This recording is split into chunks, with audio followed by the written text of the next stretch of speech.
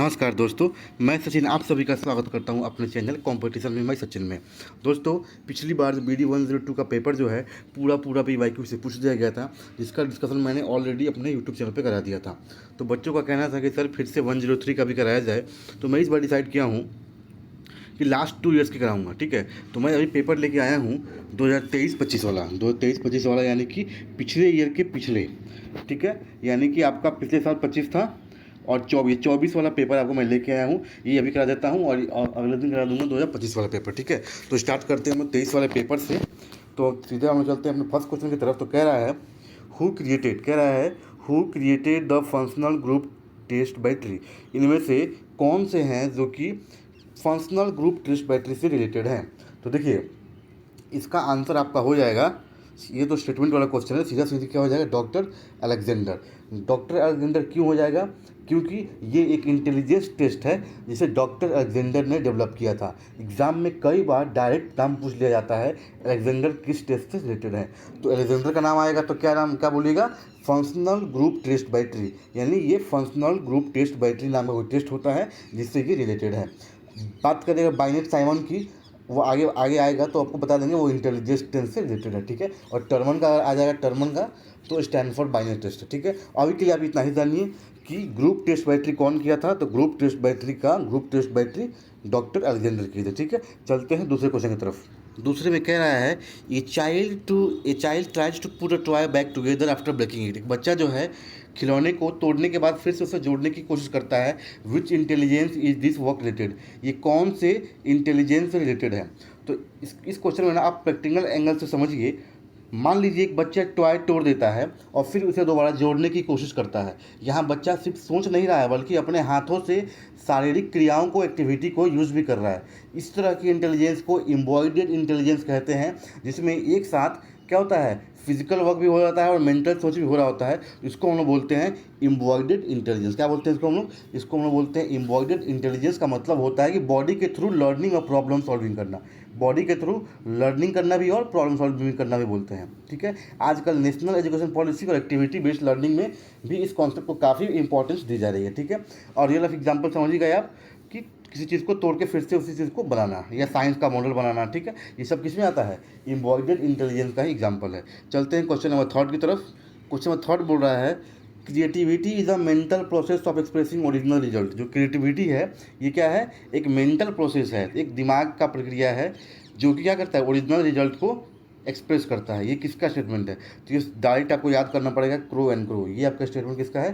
Crow and crow का जो crow and crow जो है, अकॉर्डिंग क्रिएटिंग एक्टिविटी ऐसी मेंटल प्रोसेस है जिसके थ्रू व्यक्ति नए और ओरिजिनल आइडियाज़ को प्रोड्यूस करता है। ठीक है, तो एग्जाम में क्रिएटिविटी चैप्टर से भी टॉलरेंस और गुल्फर्ड भी बहुत इंपॉर्टेंट है। ठीक है, इसमें आपको एक आगे पढ़िए, टॉरेंस नाम का एक फेमस व्यक्ति हैं जिनको उनका भी क्वेश्चन आता है उसमें आगे। अभी के लिए आप जानिए बस क्रिएटिविटी क्या है, एक मेंटल प्रोसेस है, ये एक्सप्रेस ओरिजिनल रिजल्ट करता है। ये कौन बोला है? क्रो एंड क्रो बोला है। आगे चलते हैं, इंटेलिजेंस एंड एक्सप्लेन।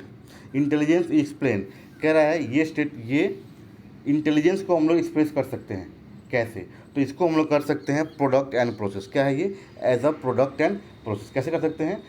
पहला अप्रोच देखिए, किसी भी चीज़ को ना इंटेलिजेंस को समझने के लिए आपको 2 तरीके होते हैं। ठीक है, पहला प्रोसेस क्या है? अप्रोच है, यानी दिमाग कैसे काम कर रहा है। दूसरा प्रोडक्ट क्या है? अप्रोच है, यानी फाइनल रिजल्ट क्या निकला, दिमाग कैसे काम कर रहा है और फाइनल रिजल्ट क्या निकला। मॉडर्न साइकोलॉजी के अकॉर्डिंग इंटेलिजेंस दोनों का कॉम्बिनेशन है। इंटेलिजेंस अकेले नहीं होता है, इंटेलिजेंस में किसका है, इंटेलिजेंस में आपको दोनों ही काम आएगा। क्या क्या? पहला आपको आएगा प्रोडक्ट एंड दूसरा आएगा प्रोसेस। प्रोडक्ट भी चाहिए और प्रोसेस भी चाहिए। एग्जाम्पल के लिए सोच लीजिए, स्टूडेंट क्वेश्चन सॉल्व कर रहा है। ठीक है, तो क्वेश्चन सॉल्व करने की थिंकिंग क्या हो गई, वो प्रोसेस हो गई, और फाइनल आंसर क्या हो गया, जो क्वेश्चन कोई थिंकिंग कर रहा है, जो फाइनल आंसर जब निकाल लेता है वो क्या हो गया, प्रोडक्ट हो गया। ठीक है, तो इंटेलिजेंस में दोनों ही दिखती है। ठीक है, आगे चलते हैं। क्वेश्चन नंबर 5 में कह रहा है Pavlov has given highest place to the following in conditioning theory. Pavlov का जो कंडीशनिंग थ्योरी है इसमें जो है इसमें हाईएस्ट प्लेस किसको रखा है? तो ये पैवलोव का ना क्लासिकल कंडीशनिंग थ्योरी से क्वेश्चन है। ठीक है, तो इसमें पैवलोव के अकॉर्डिंग लर्निंग तब होती है जब 2 स्टिमुलाई एक दूसरे के बहुत करीब प्रेजेंट किए जाएं। इस प्रिंसिपल को कॉन्टिग्यूटी या प्रॉक्सिमिटी प्रिंसिपल भी कहा जाता है। पैवलोव ने डॉग पर एक्सपेरिमेंट किया था। उसने कुत्ते को लिया था और एक बेल बजाई थी, और जब जब बेल बजाया था तब तब खाना दिया था। अब हुआ क्या, कुछ समय बाद क्या हुआ, जो बेल बजाई गई तो कुत्ते की जीभ से ऑलरेडी सलाइवा आने लगा। इसका मतलब क्या हुआ, इसका मतलब जब जब बेल बजाया जा रहा है तो उसको लग रहा है खाना मिलेगा, उसको लग रहा है कुत्ते को कि खाना मिलेगा। तो यही है पेवलोव की क्लासिकल कंडीशनिंग थ्योरी। ठीक है, तो कुछ समय बाद सिर्फ बेल पर ही सलाइवा आने लगा। ठीक है, तो इसको आप अगर पूछेगा क्लासिकल कंडीशनिंग थ्योरी किससे रिलेटेड है तो क्या बोलेगा, पेवलोव। क्या टिक मार्क आएगा, पेवलोव। वही पूछा, इंटेलिजेंस इज एक्सप्लेन, ये तो हो गया। Pavlov has given highest place to the following in conditioning theory. तो इसमें क्या हो जाएगा इसका आंसर, प्रॉक्सिमिटी। इसका आंसर क्या हो जाएगा आपको, प्रॉक्सिमिटी, यानी इसको कंटिन्यूटी भी बोलते हैं। ठीक है, आगे चलते हैं। 6 नंबर में कह रहा है according to Spearman the common factor G is. Spearman के अनुसार कॉमन फैक्टर जी क्या होता है। तो स्पीयरमैन ने 2 फैक्टर दिया है। क्या क्या दिया है, 2 फैक्टर दिया है। इसमें पहला है जी फैक्टर, जिसको बोलते हैं जनरल इंटेलिजेंस, और दूसरा क्या है, एस फैक्टर, इसको बोलते हैं हम लोग स्पेसिफिक इंटेलिजेंस। क्या बोलते हैं उसको, स्पेसिफिक इंटेलिजेंस। अब स्पीयरमैन के अकॉर्डिंग जी फैक्टर जन्मजात होता है। जी फैक्टर लोग जन्म से ही लेके आता है, यानी बच्चा इस एबिलिटी के साथ पैदा होता है। इसीलिए इसका ऑप्शन क्या हो जाएगा, ऑप्शन नंबर हो जाएगा ए। क्या हो जाएगा, ए हो जाएगा। इसमें जब जन्मजात लेके आते क्या होगा, वो इनेट हो जाएगा और इरिवर्सिबल अपरिवर्तनीय भी हो जाएगा। आगे चलते हैं। 7वां में कह रहा है is studied under educational psychology. तो इसमें कह रहा है कि एजुकेशनल साइकोलॉजी जो है ना, ये एक बहुत ब्रॉड सब्जेक्ट है। ये सिर्फ स्टूडेंट का स्टडी नहीं करती, बल्कि ये देखती है स्टूडेंट कैसे सीखता है, टीचर कैसे पढ़ाता है, क्लासरूम इन्वायरमेंट कैसा है, मोटिवेशन का क्या रोल है, लर्निंग प्रोसेस कैसे होती है। इसीलिए यहाँ ऑल ऑफ दिस इसका आंसर हो जाएगा। यानी लर्निंग प्रोसेस भी देखता है, लर्नर्स को भी देखता है, लर्निंग का सिचुएशन भी देखता है। ठीक है, तो इसका हो जाएगा डी। आगे चलते हैं। क्वेश्चन नंबर 8 में कह रहा है who started the scientific study of individual differences. Individual differences scientific study कौन किया। तो ये आंसर क्या हो जाएगा, इसका आंसर हो जाएगा गाल्टन। ठीक है, यानी इसका मतलब इसमें समझिएगा इसको क्या है, ये थ्योरी क्या है, इंडिविजुअल डिफरेंस का थ्योरी समझ लीजिए। हर स्टूडेंट्स ना अलग होता है, कोई मैथ्स में स्ट्रांग होता है, कोई लैंग्वेज में, कोई स्पोर्ट्स में।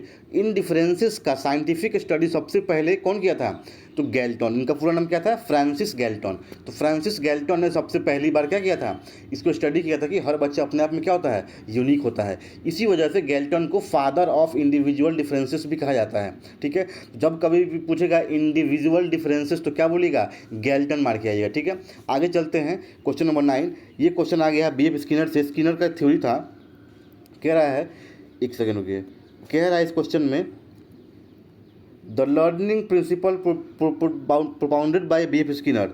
बीएफ स्किनर के द्वारा इनमें से कौन सा लर्निंग प्रिंसिपल दिया गया था। ठीक है, तो स्किनर का मानना था ना कि रिवार्ड और पनिशमेंट लर्निंग को कंट्रोल करते हैं। ठीक है, अगर किसी बिहेवियर के बाद रिवॉर्ड मिलता है तो उस बिहेवियर को रिपीट होने के चांसेस बढ़ जाते हैं।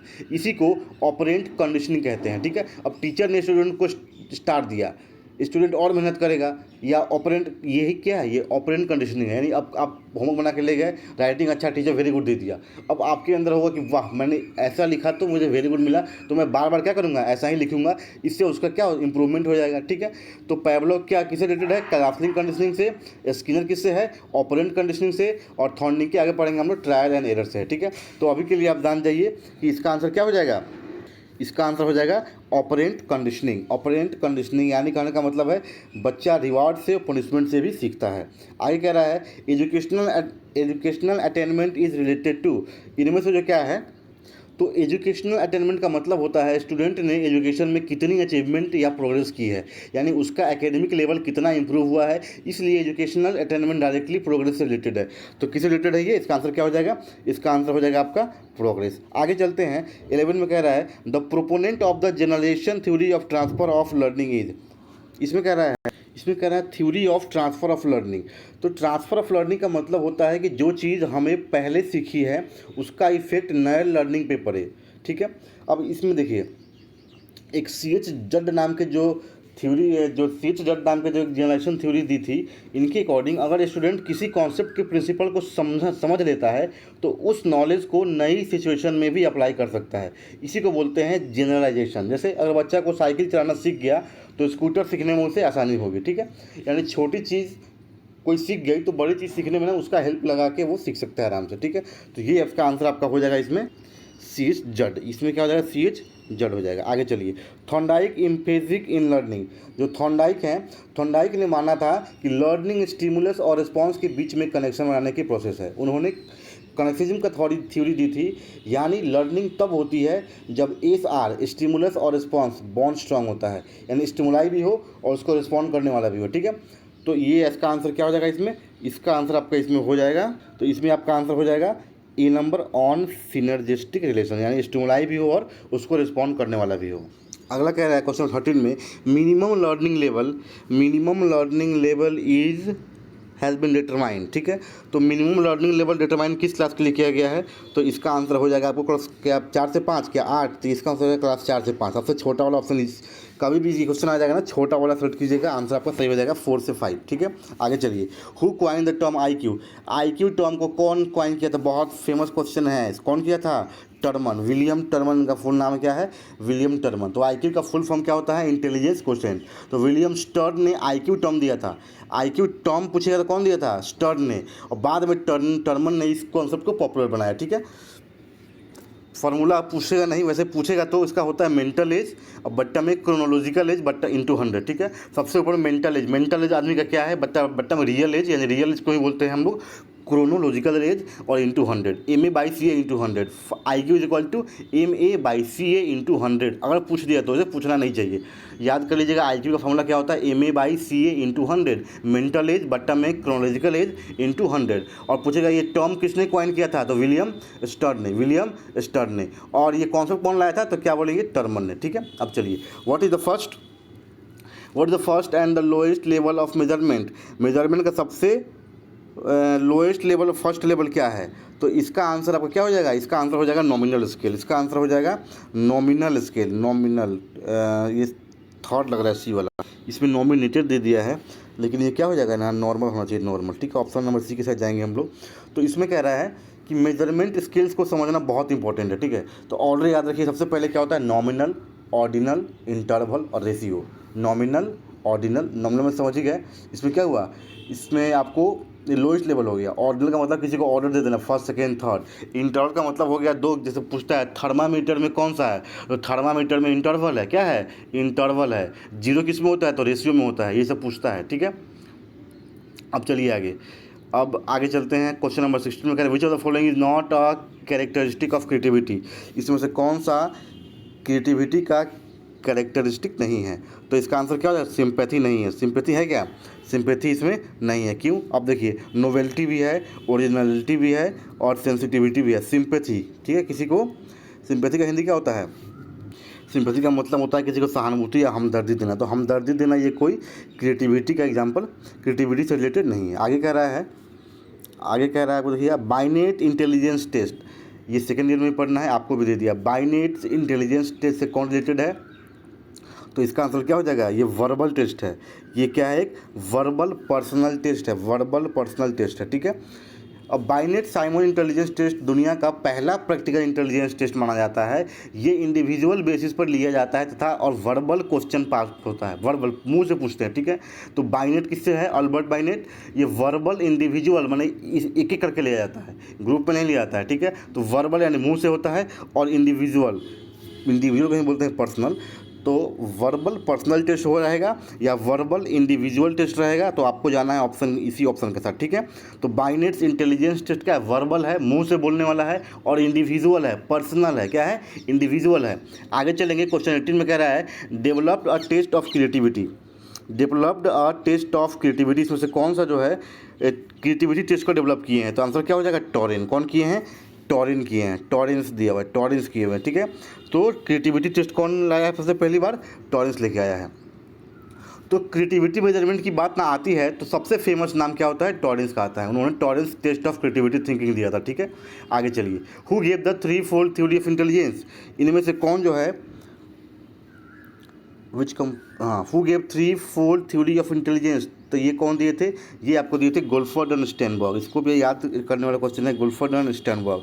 अगर आप लोगों को स्टेटमेंट वाला क्वेश्चन याद नहीं हो रहा होगा, ये डायरेक्ट स्टैटिक बेस्ड क्वेश्चन, तो आप ना इसको छोड़ भी सकते हैं, क्योंकि आपको 80 ही करने हैं। ठीक है, लेकिन मैं यहाँ आपको करा दे रहा हूँ, इसका आंसर हो जाएगा option number C, गुल्फर्ड and Steinberg. आगे चलते हैं, 20 में कह रहा है, विच component of intelligence is not affected by training.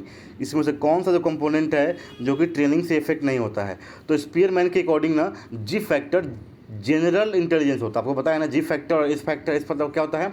Specific होता है, और जी फैक्टर क्या होता है? जनरल इंटेलिजेंस होता है। तो ये लार्जली हेरिडेटरी और इनेट जन्म जाती है। अभी ऊपर बताए थे आपको कि जी फैक्टर क्या होता है? इनेट होता है, जन्म से ही आता है, ठीक है। तो ये हेरिडेटरी होता है, ये जो माता पिता से ही आता है, ठीक है। तो ट्रेनिंग से ना इस फैक्टर को इंप्रूव कर सकते हैं, लेकिन जी फैक्टर को आप इंप्रूव नहीं कर सकते। कह रहा है which of component not affected, तो इसका आंसर हो जाएगा जी फैक्टर। क्या हो जाएगा इसका आंसर? जी फैक्टर। जी फैक्टर हेरिडेटरी होता है, आपके पेरेंट्स से, आपके दादा दादी से आपके अंदर आ रहा है, तो उसमें चेंज कहाँ से होगा? आप प्रैक्टिस कीजिए तो वो चेंज नहीं होगा। चेंज किस में होगा? एस फैक्टर में। प्रैक्टिस कीजिए, कुछ भी कीजिए, चेंज किस में होगा?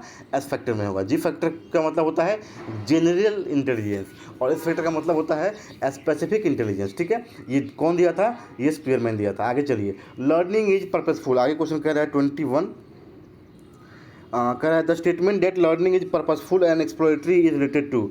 जो स्टेटमेंट है लर्निंग इज पर्पसफुल, लर्निंग क्या है? जो सीखना क्या एक पर्पस, इसका एक उद्देश्य है, और क्या एक्सप्लोरेटरी है, ये किससे रिलेटेड है? तो ये किससे है? इसमें ट्रायल एंड एरर लर्निंग तो नहीं, इसका मतलब होता है करके सीखना नहीं। इनसाइट लर्निंग मेथड, इसका यही आंसर होना चाहिए। ऑपरेट कंडीशनिंग तो है नहीं, क्लासिकल। इसका आंसर क्या हो जाएगा? B number, insight learning method. आगे चलिए, 22 में कह रहा है which of the following is a social motivator.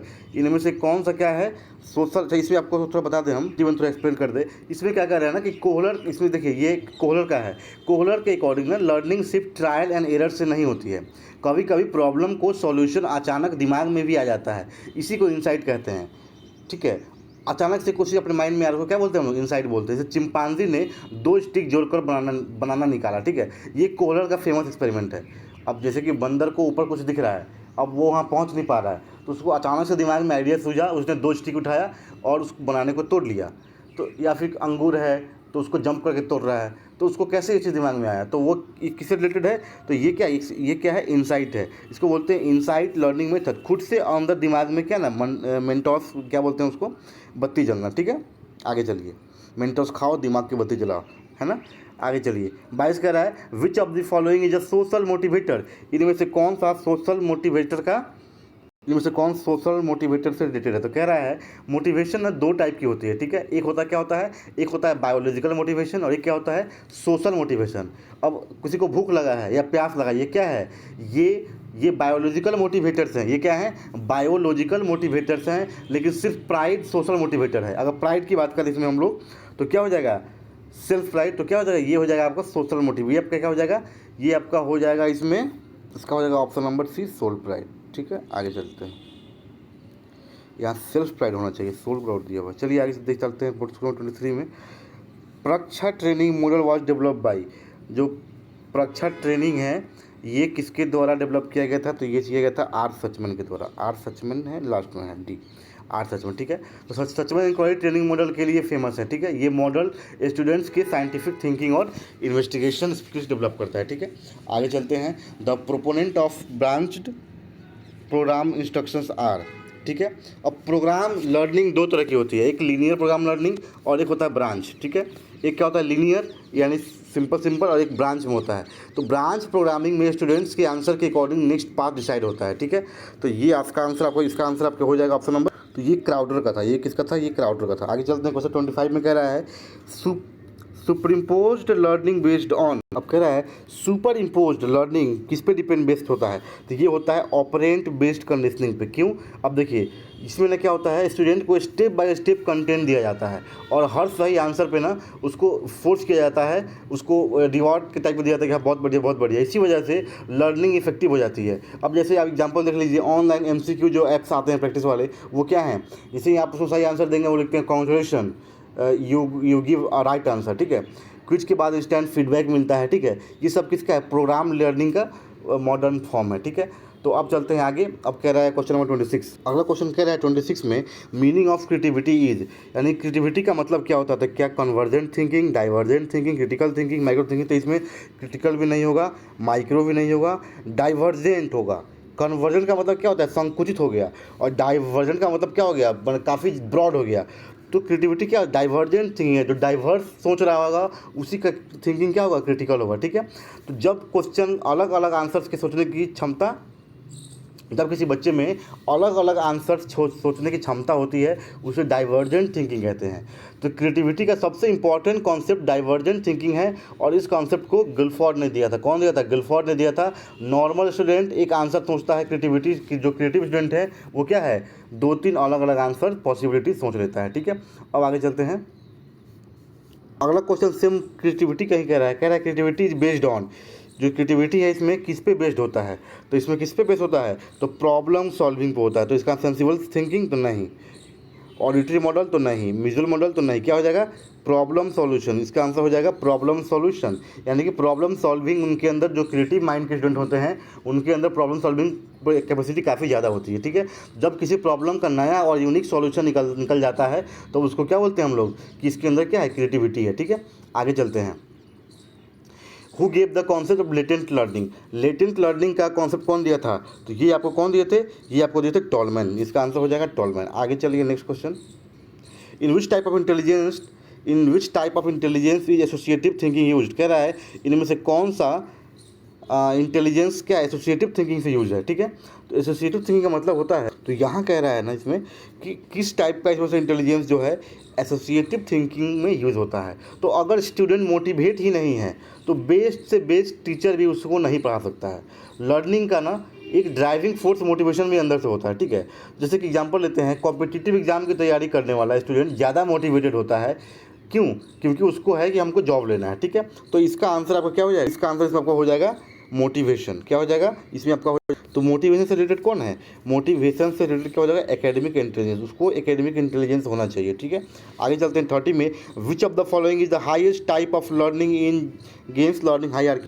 तो गेम्स ने ना लर्निंग के कई लेवल्स बताए हैं। सबसे ऊपर होता है आपका प्रॉब्लम सॉल्विंग। ठीक है, क्योंकि इसमें स्टूडेंट अपनी पुरानी नॉलेज का उसके यूज़ करके नई सिचुएशन को सॉल्व करता है। ठीक है, तो इसका आंसर आपको इसमें हो जाएगा प्रॉब्लम सॉल्विंग। क्या हो जाएगा? Problem solving. तो ये ऑप्शन नंबर सी होना चाहिए इसमें, सी प्रॉब्लम सॉल्विंग। ठीक है, आगे चलते हैं 31 में। 31 में कह रहा है which cognitive learning proponent develop the concept of meaningful learning? ये क्वेश्चन जो आपका स्टेटमेंट वाला है तो ये आपका हो जाएगा डेविड ऑसवेल। ठीक है, ऑप्शन नंबर सी। आगे चलिए, आर्मी बीटा टेस्ट। जो आर्मी बीटा टेस्ट है ये किसका एग्जाम्पल है? तो ये क्या होता है? ये ग्रुप में होता है। पहले क्या बताए थे? वो इंडिविजुअल था, पर्सनल था। ये क्या है? ये ग्रुप में है और ये क्या है? नॉन वर्बल है। Army beta test non verbal. इसके पहले बताए थे आपको हम, वो अल्फाबेट बाइनेट वाला वो इंडिविजुअल था और वर्बल था। ये क्या है? ये नॉन वर्बल है और ग्रुप में है। ठीक है, ये क्या है? नॉन। तो आर्मी बीटा टेस्ट क्या है? ग्रुप में है और नॉन वर्बल है। और वो क्या था? पहले वाले जो बताए थे वो आपको क्या था? वो आपको था पर्सनल और क्या था? वर्बल था। चलिए आगे, micro learning teaching developed eight.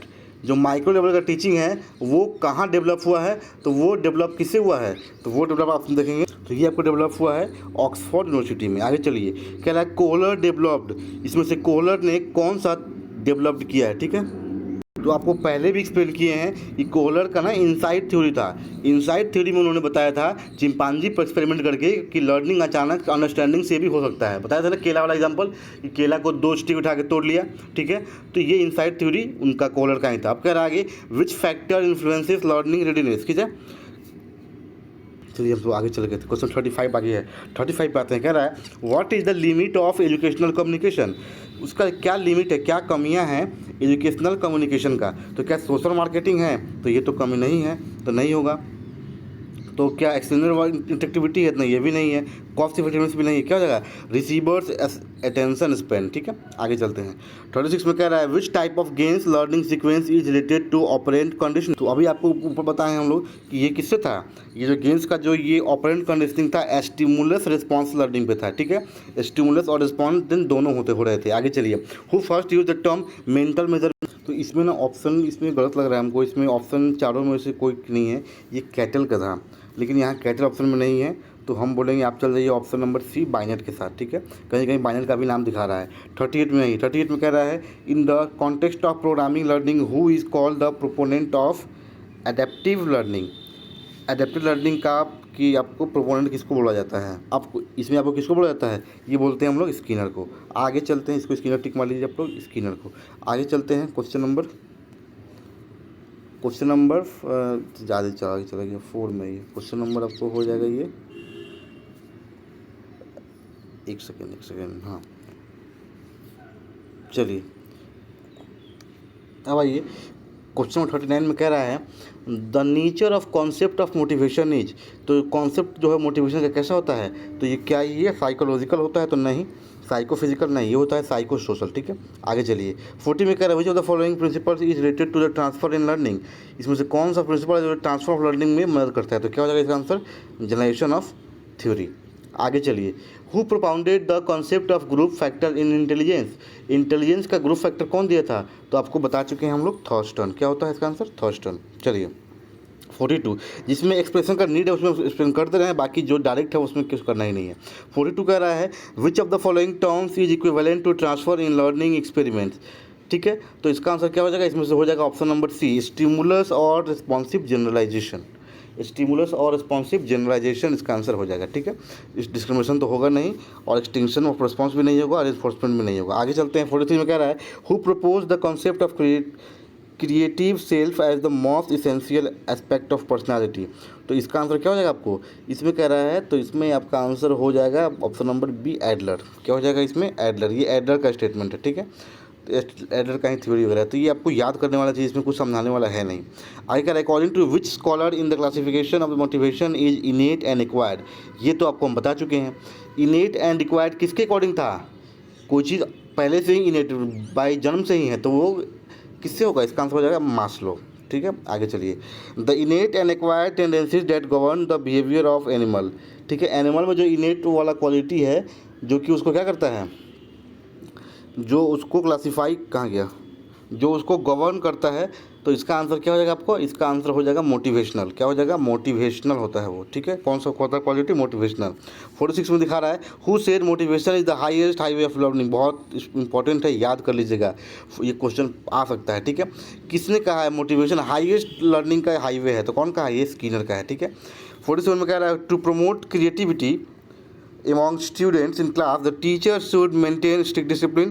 Creativity को बढ़ाने के लिए टीचर को क्या करना चाहिए, तो क्या डिसिप्लिन को बढ़ा देना चाहिए, प्रोवाइड सफिशिएंट फ्रीडम, क्या आज़ादी दे देना चाहिए, क्या prevent students from asking more question, students को क्वेश्चन पूछने की ज़्यादा क्या कर रहा है, आस्किंग मोर, ज़्यादा से ज़्यादा क्वेश्चन पूछने की आज़ादी देना चाहिए, या फिर be neutral to art their suggestion, या फिर उनके सजेशंस के रिगार्डिंग क्या करना चाहिए, हमको न्यूट्रल हो जाना चाहिए। इसका आंसर क्या हो जाएगा, इसका आंसर हो जाएगा बी, प्रोवाइड सफिशिएंट, उनको फ्रीडम दीजिएगा तभी जाके कुछ सोच पाएंगे, आपसे कुछ पूछ पाएंगे, कुछ भी कर पाएंगे। ठीक है, 48 में कह रहा है entertainment is a part of which paradigm. तो कह रहा है कि इसमें से कौन सा इंटरटेनमेंट का पार्ट है, किस पार्टिंग में, तो advance organization model, suffix model, inquiry training model और मास्टरिंग लर्निंग मॉडल। तो इसका आंसर आपका हो जाएगा option number A, advance organizational model. Suffix model तो होगा नहीं, इंक्वायरी भी नहीं होगा। 49 में ये कह रहा है exponent of understanding level is. Understanding level का एक्सपोनेंट कौन है, तो अंडरस्टैंडिंग लेवल की अगर बात करें तो ये रिलेटेड किससे, ये मॉरिसन से रिलेटेड है। किससे रिलेटेड है, मॉरिसन से रिलेटेड है। लास्ट क्वेश्चन 52 इसमें दिख नहीं रहा है, ये आपको क्वेश्चन है कि बेसिक टीचिंग मॉडल से कौन रिलेटेड है, तो बेसिक टीचिंग मॉडल से कौन है, विलियम ग्लिसन रिलेटेड है। विलियम ग्लिसन, 50 का आंसर हो जाएगा विलियम ग्लिसन। अब ना ये, हाँ इस पार्ट में इसको वीडियो लंबा हो रहा है, इसको हम लोग रहने देते हैं 50 क्वेश्चन का ही। अगर इसका आपको अगर रिस्पॉन्ड अच्छा रहा, अगर आपको ये अच्छी लगेगी, समझ में आपको आ रहा होगा, इससे आपको हेल्प हो रहा होगा, तो हम क्या करेंगे, इसका नेक्स्ट पार्ट कराएंगे। ठीक है, तो अभी इसके वीडियो को आप ध्यान से देख लीजिएगा, जहाँ समझ में नहीं आए कमेंट कर दीजिएगा, और अगर आप बोलिएगा अगर इसका सेकंड पार्ट चाहिए होगा तो आप कमेंट में ही लिख दीजिएगा कि सेकंड पार्ट। ठीक है, तो इसको हम अगला पार्ट भी जल्दी बना के अपलोड कर देंगे। ठीक है, अगर इससे आपको कुछ हेल्प मिल रही होगी तो हम इस पर मेहनत करेंगे, अदरवाइज़ कुछ फ़ायदा नहीं है। ठीक है, तो अगर आप बोलेंगे तो 2025 का भी PYQ भी रखा हुआ है, वो भी हम आपको डिस्कस करा देंगे। ठीक है, और किसी को अगर नोट्स नहीं है तो हमको मैसेज कर दे, टेलीग्राम में लिंक डिस्क्रिप्शन में गिवन है। ठीक है, तो उसके थ्रू हमसे नोट्स भी ले सकते हैं, तो वो आप ले सकते हैं। ठीक है, बाकी क्वेश्चन सारा PYQ से रिपीट कर रहा है, आपने देखा है कि सारा क्वेश्चन PYQ से रिपीट किया था, हमने डिस्कस भी कराया था। ठीक है, तो इस बार पूरी संभावना है कि PYQ से ही आएगा, क्योंकि आगरा यूनिवर्सिटी में क्वेश्चन PYQ टेंस यही है कि उनका PYQ से ही मैच करता है। ठीक है, तो आप PYQ देखते रहिए और आराम से एग्जाम देख के आइए, चिल मारिए, बढ़िया से जाए, कोई दिक्कत वाली बात नहीं है। तब तक के लिए thank you, signing off Sachin.